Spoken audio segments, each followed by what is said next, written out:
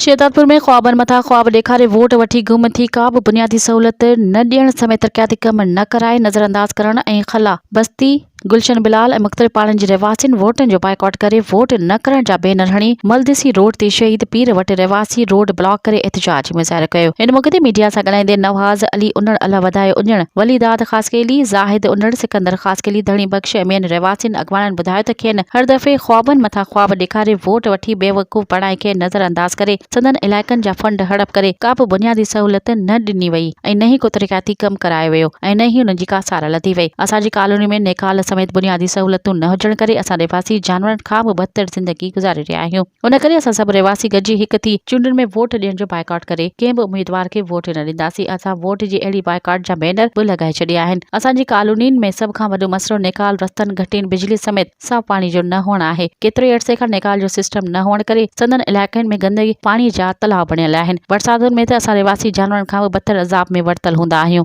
असांखे हर दफ़े ख्वाबनि मथां ख्वाब ॾेखारे बेवकूफ़ बणाए वोट वठी बाद में को बि कम न करे खेनि मुसलसल नज़रअंदाज कयो वियो आहे। असां समूरा रहवासी मजबूर थी चूंडुनि में कंहिं बि उम्मीदवार खे वोट न कंदासीं।